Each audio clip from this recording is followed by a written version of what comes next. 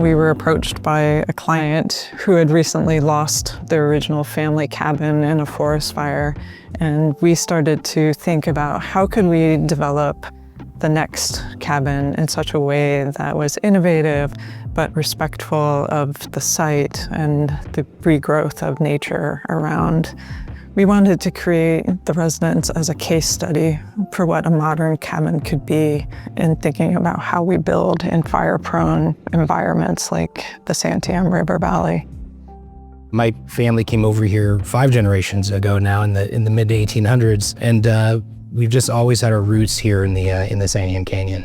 The cabin that was here before really was quaint and simple. It was completely surrounded by 100-year-old trees, and so you could not see this house from the road, and so it was just a dramatically different feel. When the Beachy Creek fire came through, a large tree had fallen through the house and set the place on fire, so there wasn't much you could do about it. When a fire runs that fast and that hot, there's nothing left that's even identifiable. It's just ash. So the decision to rebuild was a long one.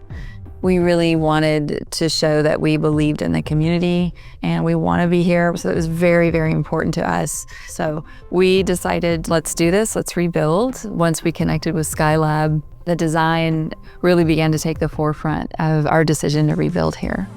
We love innovative projects and the use of innovative materials and design concepting. And so we respected and highly regarded the original cabin, but really we're looking towards what was the future.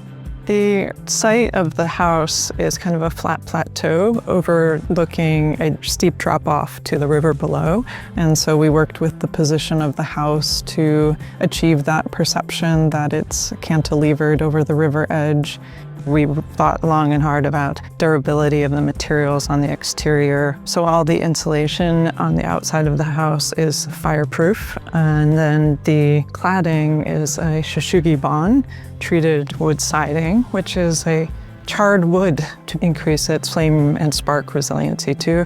And then kind of a taut metal roof to really help prevent any spark intrusion. On the interior, the client really wanted durable materials, beautiful polished concrete floors. There's some blued steel or painted metal on the fireplaces that are very elemental and anchored. The fireplace behind me, we used the Shishugibon on the cladding, just kind of warp that notion of what's inside and what's outside. Also, the Frez engineered wood family was a significant part of the concepting around the house. Mass plywood is plywood sheets laminated in such a way that they become structural elements. The mass plywood is the star of the interior finish. Anywhere we could express it, we did, and then they can replace traditional stickwood framing. It is both the structure and the interior material, very much like what the, kind of the traditional cabin would be. Pretty much everything is made out of very large format wood panels. It makes up the floors, the walls, the roof, the gable.